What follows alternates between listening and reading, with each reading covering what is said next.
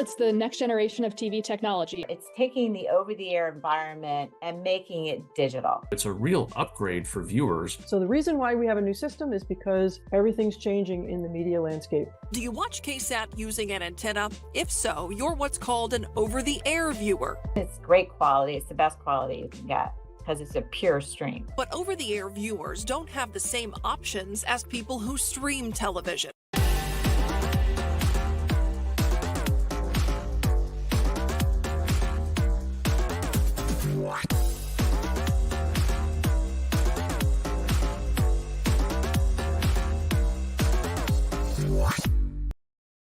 Live from KSAT 12, the 6 o'clock news starts right now.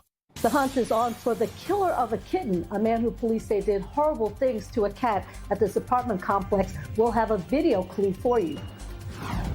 It's Veterans Day, a day to honor and pay tribute to those who served our country. I'm Madeline Lambert, and coming up, I'll show you how some local veterans spent the holiday. And temperatures have bottomed out earlier this morning. It's only upward from here. We'll talk about the warming trend, the humidity, what the return of the humidity means, and an update on our rain chances in just a bit. New at 6, a San Antonio police officer facing 3 felony counts of injury to a child. SAPD says Officer Jacob Ryan turned himself in to the Bexar County Sheriff's Office. That's after a warrant was issued for something that happened while he was off duty in 2024. According to court records obtained by KSAT, Ryan is accused of hitting the same juvenile multiple times last year. Officer Ryan is a 5-year veteran of the police department. Thank you for joining us here at 6 o'clock. I'm Myra Arthur. And I am Ernie Zuniga. A U.S. Congressman refusing to answer our questions about his alleged relationship with a staffer who died after catching on fire. So the Bexar County Medical Examiner has ruled the death of Regina Santos Aviles as a suicide. She was Representative Tony Gonzalez's regional district director in Uvalde. So KSAT Investigates Daniela Ibarra has been asking several questions about this story for nearly 2 months. So Daniela, how did we ultimately get to here today? Yeah, so Uvalde police and DPS have spent most of the fall investigating Santos Aviles' death. This afternoon, I asked for an update, but I haven't gotten one. Representative Gonzalez has also refused to address Santos Aviles' death. Back in September, we had to ask him for a statement. It said that he was, quote, heart-stricken. Gonzalez avoided speaking with KSAT since then, and several news organizations, including the Daily Mail, are reporting Gonzalez and Santos Aviles were having an affair. The outlet says it began shortly after she joined the office in 2021. Many of his constituents have asked us to press Gonzalez about those allegations. We've reached out to him and his spokesperson at least 15 times in nearly 2 months, and I didn't get any responses. We also reached out to family members who would not confirm that. We've told you about KSAT and other news outlets being uninvited from an event Gonzalez appeared at. It happened just days after Santos Aviles' death. He has not made himself available to us since that canceled media event. Last week, his office actually invited us to a Veterans Day event at Fort Sam Houston. This is not the way that we wanted to talk with Gonzalez, but it is the only opportunity that we've gotten in nearly 2 months. We caught up with him before the ceremony this morning. Congressman, my name's Daniela Ibarra. I'm with KSAT. We've been trying to get a hold of you multiple It's Veterans Day. It's Veterans Day. I hope you're talking about veteran stuff. I understand. Are you talking about veteran stuff?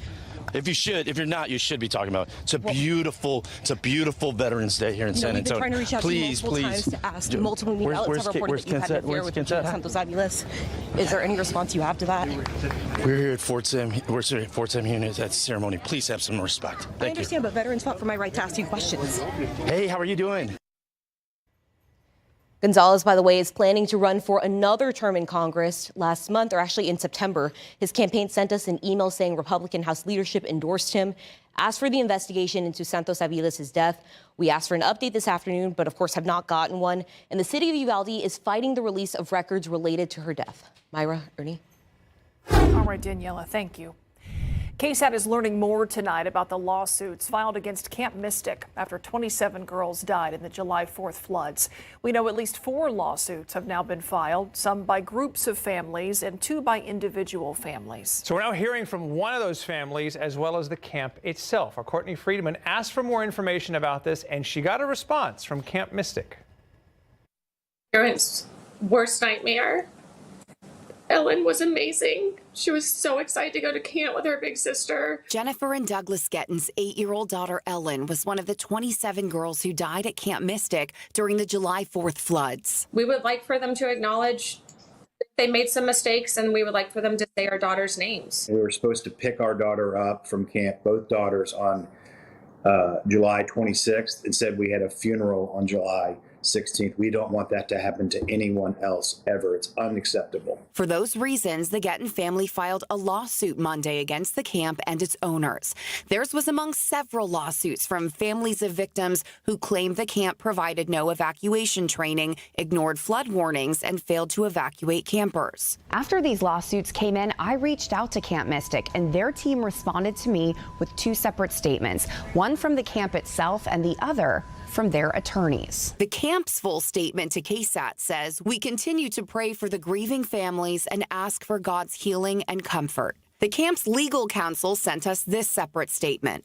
"We intend to demonstrate and prove that this sudden surge of floodwaters far exceeded any previous flood in the area by several magnitudes, that it was unexpected, and that no adequate warning systems existed in the area. We disagree with several accusations and misinformation in the legal filings regarding the actions of Camp Mystic and Dick Eastland, who lost his life as well. We will thoroughly respond to these accusations in due course." At least 2 of these lawsuits are seeking more than $1 million. KSAT is following all of this closely, and we will update you if any more lawsuits are filed. From the newsroom, Courtney Friedman, KSAT 12 News. Well, the aftermath of a high-profile trial continues. One day after 3 former San Antonio police officers were found not guilty in the 2023 shooting death of Melissa Perez, both the police union and one of the defense attorneys are speaking out. The San Antonio Police Officers Association says the decision to prosecute the 3 former officers, Nathaniel Villalobos, Alfred Flores, and Eleazar Alejandro, was political. Union President Danny Diaz says the verdict highlights fear among officers who feel unsupported while doing their jobs. Defense attorney Nico LaHood also criticized police leadership and the district attorney's office, calling the case a mistake from the start. Moving forward, LaHood says the 3 former officers will seek answers and possible legal action. And there was a lot of things done wrong that I'm not at the liberty to say right now. But we intend to do our best to hold people accountable based off what the law gives us. We reached out to both SAPD and the district attorney's office for comment today. Chief William McManus was not available for an interview, and the DA's office was closed today due to the Veterans Day holiday. A Bexar County woman is accused of putting a child in the driver's seat, and that earned her a ride to jail. Bexar County Sheriff's deputies arrested 25-year-old LaDasia Pickett Sunday afternoon. They say that she told a girl who was younger than 10 years old to grab the keys and move a car out of a driveway. This was outside of a home in West Bexar County on Gossan Springs near Talley Road in Wiseman. Investigators say that little girl ended up crashing into a neighbor's car and then jumped out of the car that she was in. She had a cut on her head and road rash. Pickett, who is not the girl's mother, is facing charges of injury to a child and endangering a child. San Antonio police are counting on some photos to help them catch a killer. They say the man caught on camera did something that we all would have trouble picturing. He purposely killed a kitten. Here, Katrina Weber spoke with neighbors who could not believe what they were seeing, and we do need to warn you, parts of this story are tough to hear. If this kitten could talk, it might tell what sounds like a horror story. Instead, a neighbor at this apartment complex not far from Southwest Military and South Zarzamora filled us in on some of the gruesome details. There was the little cat, it had blood on it and so forth. That woman asked us not to show her face. Like others there, she's worried the man who San Antonio police call a cat killer might come back. She says the whole thing played out on video Sunday afternoon, but she saw it only after it was too late to help. The man ran down here the stairs, he was falling down. So I'm not sure if that's what upset him or what, but he immediately got the cat and he started strangling him, and little kitty was crying. SAPD released these photos hoping someone might recognize that man. People at the complex told me he was a stranger to them, with some strange behavior. Neighbors say even before this happened, they had noticed the man and some unusual behavior. Him walking up and down the stairs and all through these breezeways, and at one point trying to grab one of the cats. Eventually, police say he did get his hands on one of the strays here and killed it. I think that's awful. I think it's very criminal. If he can do that to a cat, what can he do to, human? If police have their way, we won't have to find out. They're hoping to arrest that man quickly. Katrina Weber, KSAT 12 News. Let's take a look at TransGuide out there right now. I-10 at Frio here. You can see all that backed up traffic is heading into downtown. This was a pretty similar picture at 5 o'clock. Doesn't look like traffic has sped up at all headed into downtown. Heavy traffic there. I-10 at Frio. Well, today is a very important day. It's Veterans Day, a time to recognize the heroes who have served America over generations. So earlier today, our crews were at the Bexar County Buffalo Soldiers Association's Veterans Day ceremony. Yeah, today we're here to honor the veterans of the past, current, and future, and their service to America.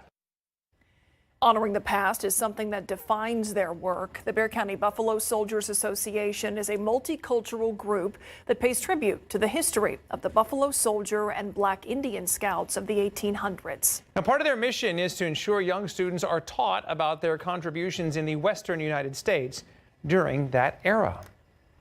Also today, a group of veterans enjoy the holiday on the golf course. A unique program is helping veterans find peace one swing at a time. Our Madeline Lambert takes us to the course to see how this sport has become a form of therapy for some local veterans. Hey, all right, good swing. These veterans are enjoying the holiday playing golf. Get in the hole. This program teaches veterans how to play golf as a form of therapy. It's hosted by the Professional Golfers Association, or PGA.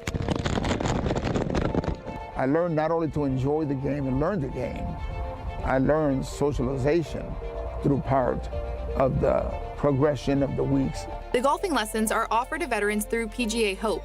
That stands for Helping Our Patriots Everywhere. It helped me out a lot personally because I have a lot of mental health issues. So just being around the community really helped me out. PGA Hope has helped more than 50,000 military veterans get back into their community. It's free to join, and you don't even need experience to play. Can you tell I never played before? That sounded good. That looks good. So it's really an open and inviting community that I've never been exposed to in my life before, and it's really heartwarming to me. Put it down. There you go. Down. These veterans are coached by professionals and have built a community through their hardships. Okay, and then you swing. There you go. What was I waiting for?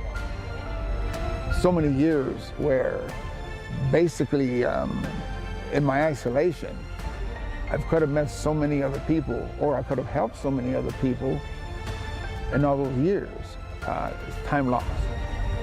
If you're a veteran interested in joining, you can find that information on our website at KSAT.com. Yeah, let's do a fun one. Woo! Madeline Lambert, KSAT 12 News. Data centers like this are popping up in San Antonio and around the state. We map out where they are in town and tell you what one councilman thinks the city ought to do about it.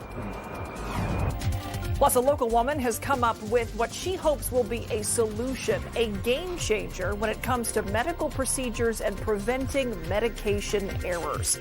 Coming up, I'll show you how it works. All right, plus more cases of rabies in Bexar County. What you should do if you think you've come across an animal with that virus.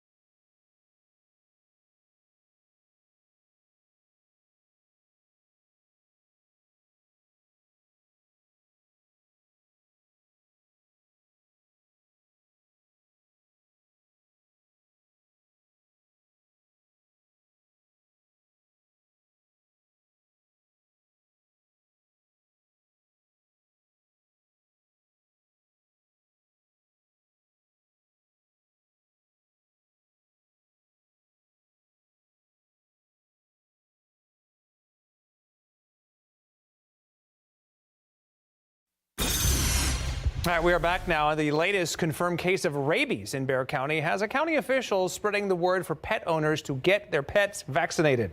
So last week, a third fox confirmed to have rabies was captured in North Bexar County in the 24,000 block of Invitation Oak. And before that, 2 other rabid foxes were found in the 27,000 block of Mark Wayne. The director of the Bexar County Public Health Department says, fortunately, there have been no reported human exposure to rabies, but she says one pet was, and she says rabies vaccine was up to date in this particular case. Now, rabies can be spread from animals to humans and is expensive to treat, but she says it is easy to prevent. We don't consider this to be a cause for urgent concern of the public, but we're just reminding everyone, vaccinate your pets for rabies. That is the best way to prevent this, and it is 100% preventable if you get those vaccinations. Now, Dr. Guerrero says if you come across an animal behaving unusual, that appears to be foaming at the mouth, acting aggressive toward you, or approaches you during the day, make sure that you and your pets do not make any contact with it. Call the Bexar County Animal Control. The number is right there on the screen, and tell them where you saw the animal, and they will come out to investigate. Take a look at this photo here. Not only does this look like a scary emergency, it also looks chaotic. So many machines, cords, and IVs all connected to one patient. A local woman created something that she believes can help nurses and doctors avoid confusion and potentially avoid medication mistakes. That's the cause of death for roughly 200,000 patients every single year. I spoke with Elizabeth Friedman about her invention, and what stands out to me is just how simple it is. So in 50% of the facilities, there's nothing used at all. No labels at all. No labels at all. Some people, this is a nurse workaround. A piece of tape or a sticker used to label medication in an IV bag. So this can get wet and it can smudge. You can't read it. You can't depend on it. Elizabeth Friedman is the founder and CEO of Safin, the company that developed these. Plastic tags to clearly label what kind of medication is flowing through an IV line. 58% of medication errors with IV lines is due to line labeling confusion. Meaning people just don't know what the medication is. Correct. The tag has a channel on the inside for the line to sit inside, and it clips on. That's it. That's it's one clip. That's it. And That's it just so sits there. simple. It's so simple. This communication is visual and it's tactile, and there is no technology in it. You can see it, you can feel it. Circles are for non-high alert. Triangles mean high alert. Here's the insulin tag. Here's our sedation tag, and these can be felt through 2 gloves. Friedman says these tags are not just for nurses and doctors, they're for patients too. It gives you the opportunity to have some knowledge of what you're receiving. You, the patient, or the patient advocate. Safin tags have been on the market for about a year and are being used in medical facilities in several states. What is your hope for this product? I wanted to make the world a safer place for all patients. And one day we will all be a patient somewhere, sometime, somehow. So right now, the Safin tags are not currently being used in San Antonio. Of course, Friedman hopes to change that. Tomorrow on the news at 6, you will meet a woman whose mother died from a medication error. And now her daughter has created something, a potentially life-saving resource that you might want to check out if you're a patient right now or before you perhaps become one. We'll share that story tomorrow here at 6 o'clock. All right, Ed, I'm talking about the forecast and this up and down. Are we on a Please roller go up coaster, or more. is it Please sort go of a up. slow climb? Yeah, we're at that part of the roller coaster where they just buckled you in, right? You're testing your bars and your safety, and you can cling, cling, cling, cling, cling. I want to get off. I want to get off. Too late, can't do it. And so mornings are going to be much warmer. I mean, this morning we really bottomed out, but tomorrow we're at 50, then we're in the low 60s before you know it, and mornings in the 60s, very spring-like, way above average for this time of year, just around the corner, especially by Friday and this weekend. Now, earlier today, 38, our morning low temperature. Now, not record-breaking territory, record 26, but way below the average low of 51.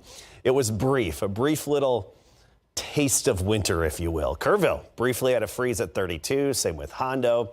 Uvalde, 35, Carrizo Springs, 32 earlier this morning. Cotulla, Laredo, those are errors. They didn't have lows of 72 degrees. I can promise you that. Temperatures right now in the 60s and falling off, but not as fast as what we had yesterday at this time. So 69 at the airport right now. By 10 o'clock, we're at 60. Midnight, we're at 57. And then tomorrow morning, we start the day right near 50 here downtown and in the upper 40s in outlying areas and a few mid 40s in the hill country, including Bandera, Pipe Creek at about 45. Now, notice we warm up quickly again. 76 at noon. 81 for the high temperature, so warmer all around tomorrow. And a south wind not quite as gusty at about 10 to 15 miles per hour. So 81 here in town tomorrow. Floresville, Pleasanton, Jourdanton, 83 for the high.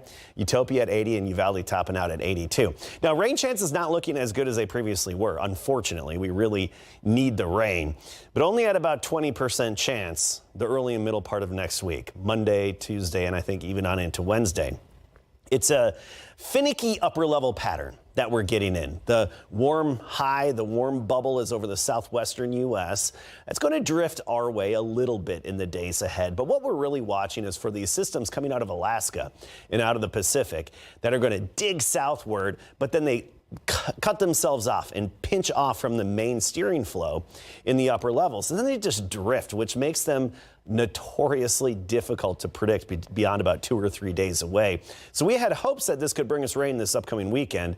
That doesn't look like the case anymore. It's slower and likely to pass farther to the north. Then there's one on its heels by this time next week that could give us a little bit of rain-making energy.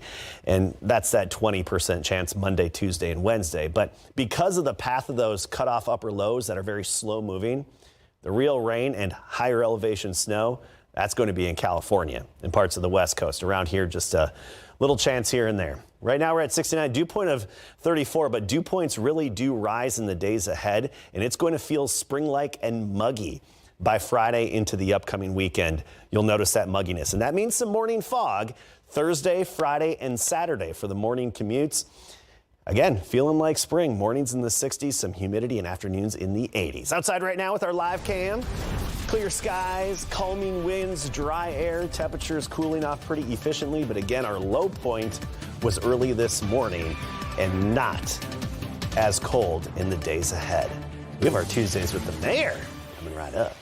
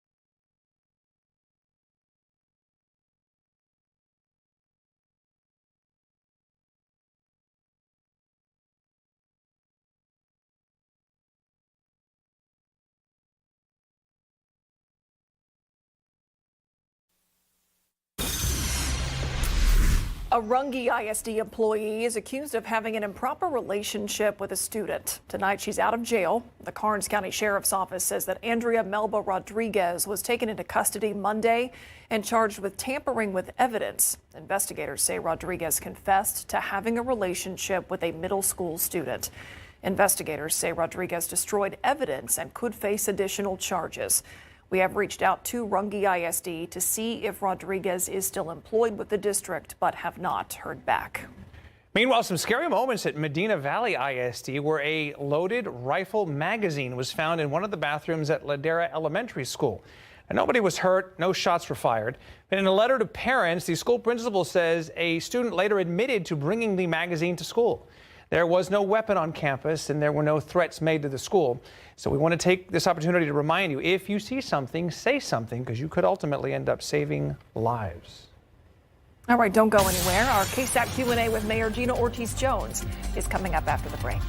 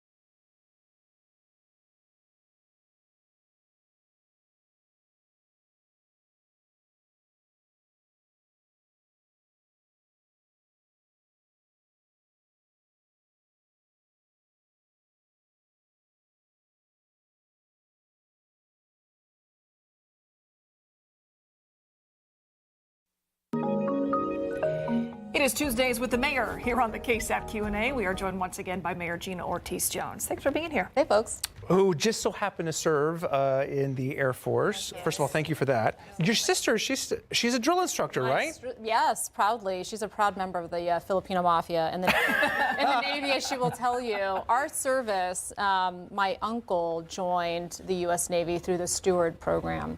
This is a program that was started after World War II, and it allowed the U.S. Navy to go recruit only from the Philippines. That's the only country it applied to.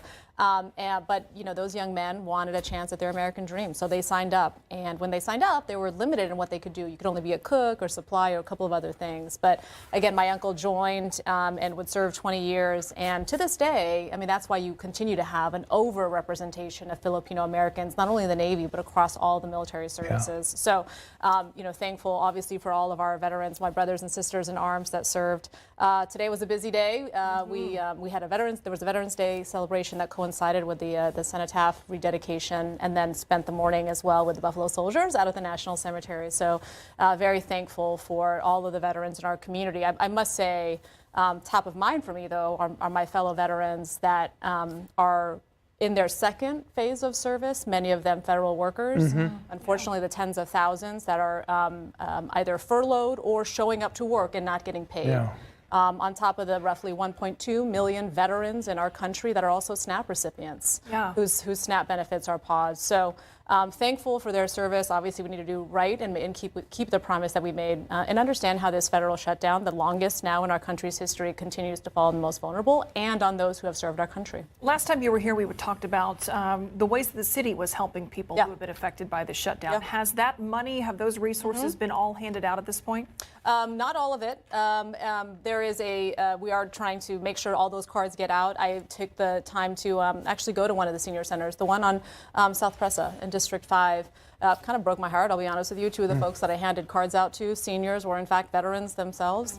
And so we're working very hard to get all of those cards out. I think based on the money that has come in, we're about just shy of 7,000 cards that we'll be able to get out. Again, each of those, each recipient that will get $150. But again, hopefully the government is up and running. Hopefully they, frankly, backfill those folks and make people as whole as possible. Those are the HEB gift cards you were talking about, Those are the HEB gift cards, yes. Again, thanks to the businesses that were very generous and helped to make that happen. Of course, the city staff that helped also distribute those. Yeah, because we've had viewers reaching out to us asking how they can get them. So I think it was to your point, if everything's been handed out yet. So, I mean, we are trying to utilize the infrastructure for those folks that get their benefits largely through the city. But if folks have any question, they should call the city line and see about where they can get those. Okay. I want to ask you about post-election. Last time you were here, we were, looking towards election night.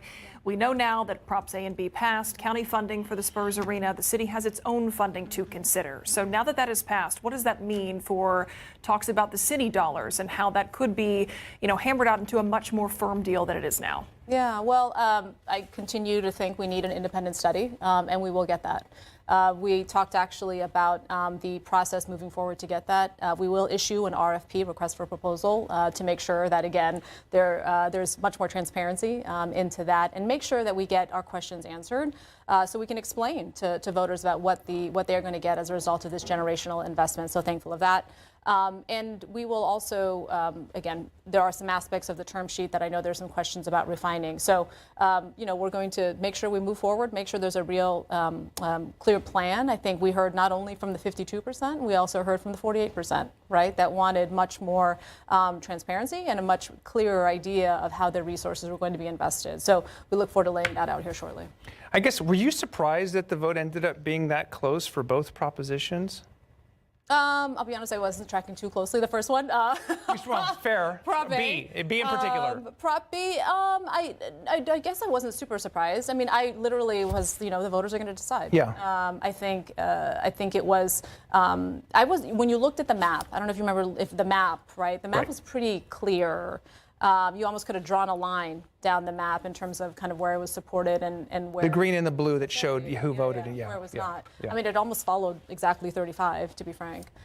So look, I think what I'm less concerned, the percentage that shows 52 to 48% shows that there are folks that we still need to do a lot of convincing to make sure that everyone understands. And I think what's really important, I share this with my colleagues, is that we're not only thinking about, the area around the proposed arena. No. We need to think about our revitalized downtown. And for me, that includes the baseball stadium, right? Oh, by the way, that term sheet is also non-binding. So that baseball arena, that area, and then the stadium as well as what it means for the east side. So this is an opportunity. This is not three projects. This is one revitalized downtown. And when we think about affordable housing, we think about public transit, we think about a livable travel downtown, those are the things that are going to be guiding certainly our negotiations. Do you want to see voters weigh in on this city funding? Do you want to call for another election for the city dollars? My focus at this point is making sure that we've got the good data, right? And so I think that independent analysis is going to give us a really good idea of how we lay our chips. Because as I've said repeatedly, it's not just the arena. It is also the convention center. It is also renovations to the Alamo Dome. And that PFZ, $2 billion over 30 years, we've got to make sure that we are distributing that appropriately, and an independent analysis will help us do that. Okay, I'll be curious to see if that analysis gives you a clearer idea if you want to call for that second election. You know we'll ask you again. Thanks for I know you will, yes. Appreciate Thank you, your Mayor. time. And again, thank you for your service. Thank you. And happy Veterans Day. All right, we'll step aside and be right back.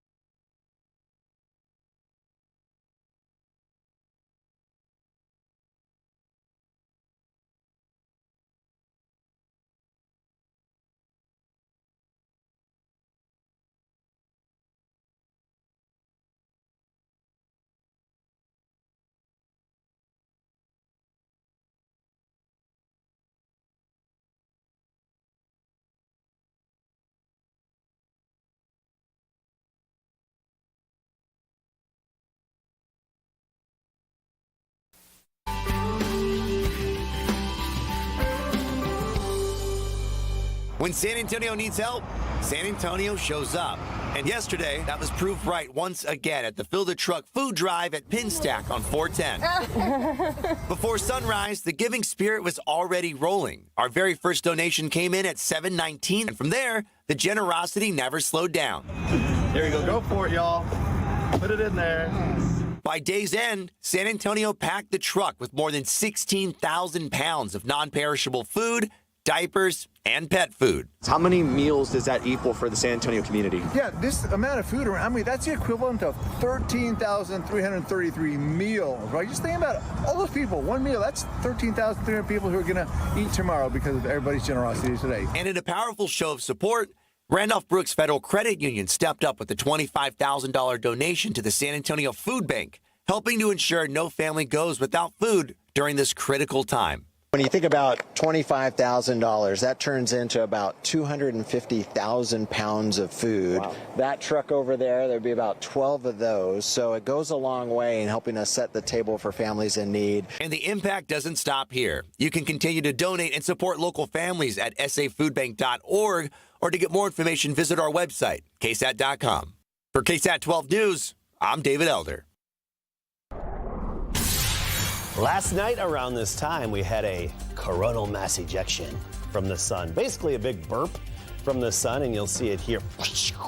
And look at all the ionized particles being spewed out 360 degrees away from the sun, and then some of it traveling in the solar wind at over a couple million miles per hour toward us. And there could be an aurora farther south than usual. We'll talk more about that and more about this geomagnetic storm in just a bit.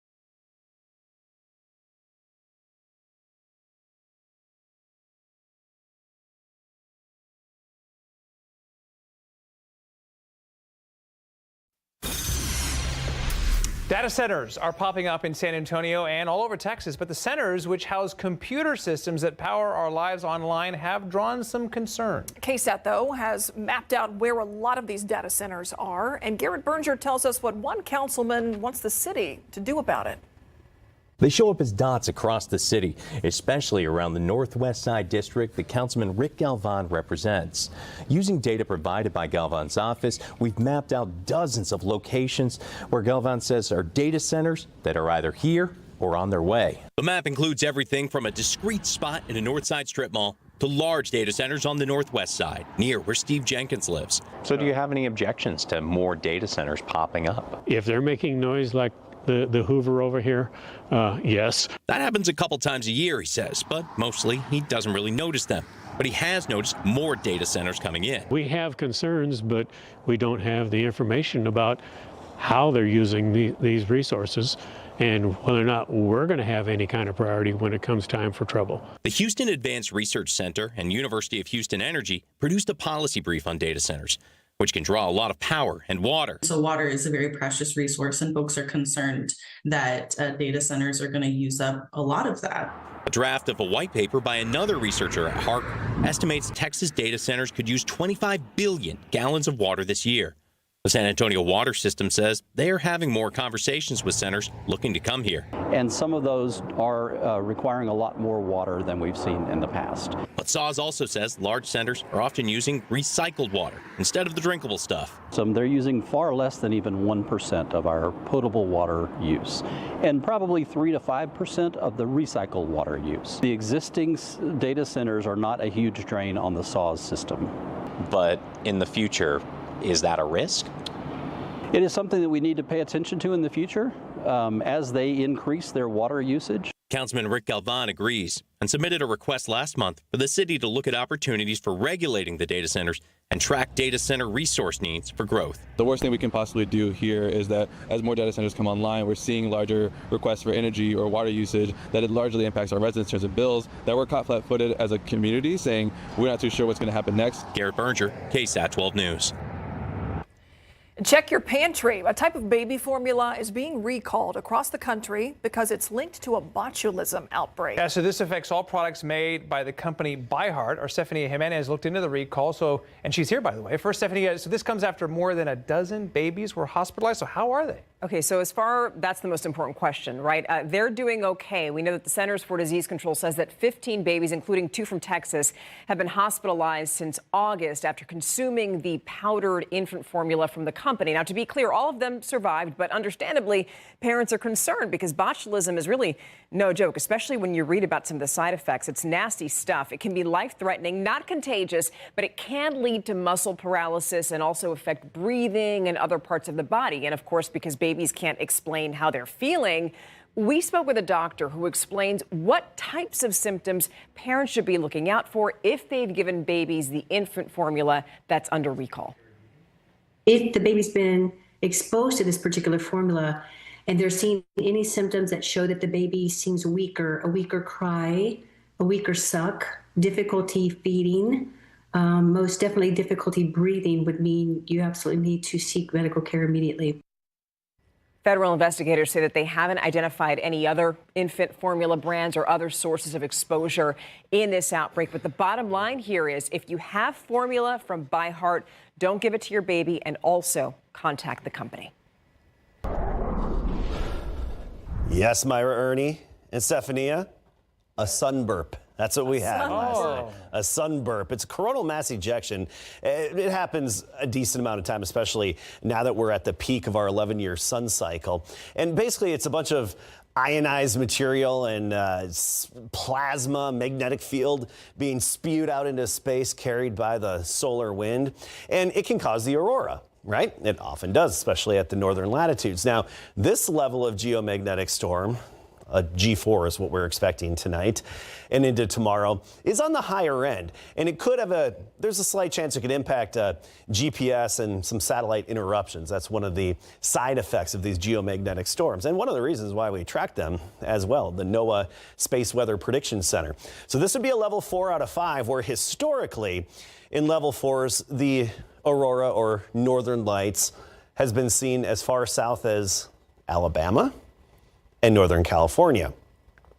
Sometimes when we get a high-end 4 or especially a 5, we can get the aurora down in south central Texas. I don't think we'll be able to see it. Definitely not in San Antonio around any lights, but keep in mind our camera phones are more sensitive than our eyes to actually seeing the aurora when our eyes can't see it.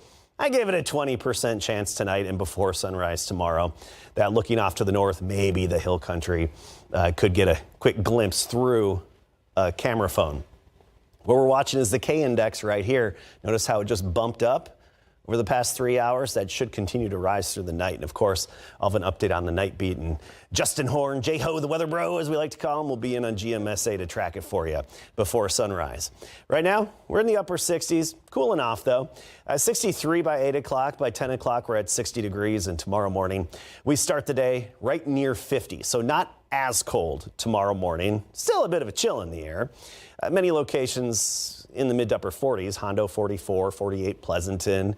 Meanwhile, 50 New Braunfels and 47 in Bulverde. Oh, speaking of New Braunfels, it's Worst Fest. Yes, beacons the fun. I'm going to be there live tomorrow. Oh, get ready, New Braunfels. All right, 50 in the morning, 76 at noon, 81 for the high temperature, wall-to-wall sunshine tomorrow. A cool morning, but we warm up pretty quickly, and then it's downright spring-like. Look at this. Mornings back into the 60s by Friday, afternoons in the 80s starting tomorrow, and just a 20% chance of rain as we get into next week. Increasing humidity means morning fog Thursday, Friday, and Saturday. I also, on my own time, paid a visit to Worst Fest on Saturday. It was crowded, but it was worth it. And oh, we had a good time. I'll be there live 5 and 6 tomorrow from Worst Fest, bringing you the weather.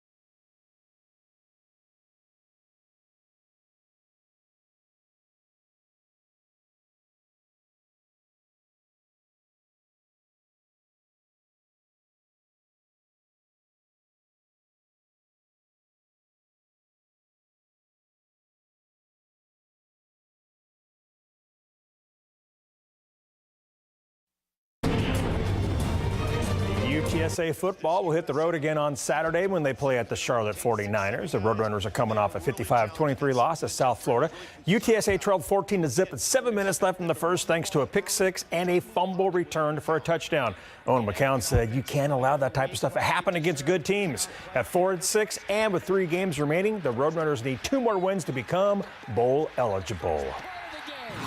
Yeah, super important. Obviously, in big picture, that's super important. But we're worried about Charlotte right now and trying to dominate. You know, watch this film today and have another good day of practice tomorrow. I mean, obviously the record is not that good, but I think they have a really good group, really sound on defense. And I think any opponent we have to look at, treat them like they're one of the best we're playing. So they got a really good group, and we'll have our hands full.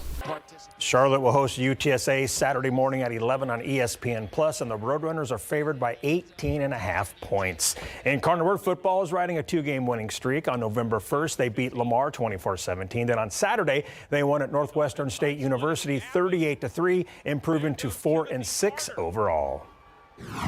We came into the year with high expectations, and we had high expectations for ourselves, high standards. And when you don't, meet those, and you're a better team than what you're showing, it gets very frustrating. And kind of after the win this week, we just sat there and was like, man, we should have been doing this at the beginning of the year. And it's sad because we didn't finish, we haven't had the season that we wanted to have, but we can finish strong and we can get that momentum into next year. And senior night this week, and just send those seniors off on their last home game the right way. Send them off the right way. UIW will host Southeastern Louisiana University Saturday at 1 p.m. and it is senior day. Coming up in minutes at 7 p.m. Make sure you stream KSAT Sports Now. And these are just some of the topics that we're going to cover tonight. Join us at 7 for KSAT Sports Now and again at 10 p.m. for the Night Beat. We'll see you soon.